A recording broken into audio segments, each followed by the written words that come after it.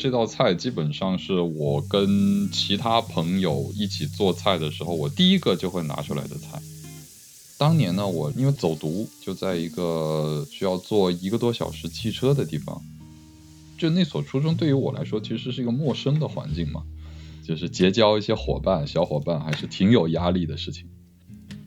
然后呢，中午是没有办法回家嘛，就基本上是自生自灭。当时就有4、5个同学，并且还包括不同班的同学，就是会一起叫外卖。那家茶餐厅呢，它里面有很多菜单嘛，吃了一圈以后呢，就发现那个咖喱饭特别好吃，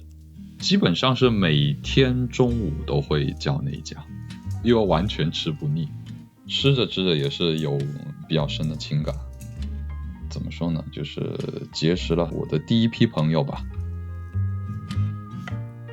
以前可能我们小学的时候还没有特别深的体会，但是初中以后就会深刻的体会到，在这个学校里面，它是一个以班主任为中心的一个权力体系，就是这个班上谁说的算，基本上就班主任说的算。第一次让我体会到什么叫做江湖了。因为当时这个班主任他是一个特别凶，也算是一个特别斯巴达的一个老师。你会有一种很强的那种错觉，就是你的在学校你读书的今后这2年，你的这个命运你就被捏到这个班主任的手里了，你会有一种很强的这种无力感。在我们那个时代，其实也算是刚刚开始这种试点性教育的时候，高负荷的这种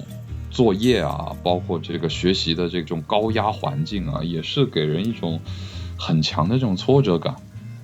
怎么说呢，就我们的这个教育啊，它其实是一个高度功利化的一个教育，它会让你去拿成果，但是它没有告诉你拿成果的目的，也没有告诉你拿成果的方法。所以刚刚从小学毕业了以后，然后天真烂漫的还每天在想啊明天要去哪里玩的这种小孩，对于他们来说，突然让你去你要去学习，可能对于当时的我来说啊，很孤独。为什么呢？就是我总觉得好像其他家里面的小孩啊，他们好像不需要休息，不需要玩的时间，他们就好像机器一样，好像让他们学习，他们就会一直学习下去。当时我会觉得，为什么他们每天就能坐下来写作业写到2点？你会觉得你的父母在期待你，你的学校的老师在期待你，但是你做不到。然后没想到呢，就是通过这帮同学以后呢，我发现原来并不是这样的原来天底下也有跟我一样的，也是有不喜欢学习的，不是那么好的小孩在。所以也算是第一次看到了这个原来这个社会上还有这么各种各样的一面又一面。怎么说呢，就是来了日本以后啊，同样也是在面临一个陌生的环境，就是有点像这个你刚刚踏入了一个未知的世界，然后你需要自己去开荒，从零开始建立自己朋友圈的时候吧，就会想到过去这个初中的时候这个经历，就会自己去想方设法去重现这个以前吃过的这个咖喱。这个味道在日本基本上是吃不到的。因为这道菜本身是这种广州啊、香港这边这种茶餐厅会端出来的这种菜嘛。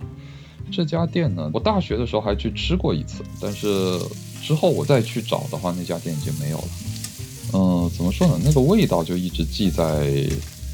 自己的大脑里面。港式咖喱它其实是新加坡、马来西亚那一带地方。它这个咖喱呢，它的有一个特征呢，是往里面会放这个椰奶，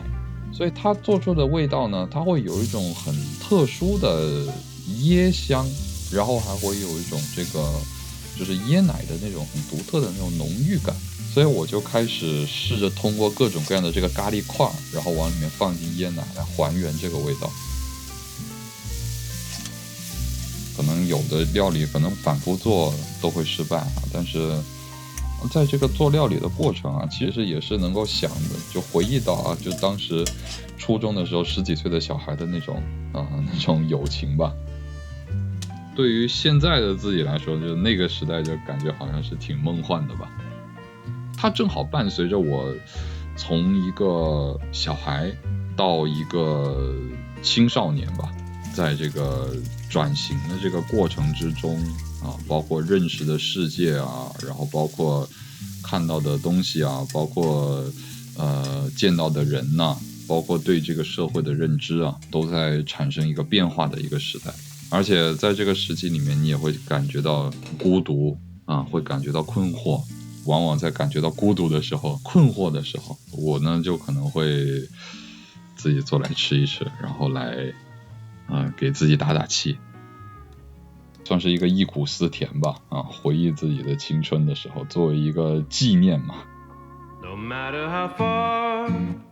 no matter wherever you are, I'm with you. Deep in your heart, my love, I'll stay. When I'm away, no matter how far,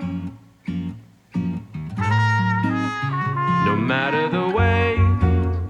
no matter the pain and heartache, I promise all of those lonesome nights apart, I'll always come home, no matter how long.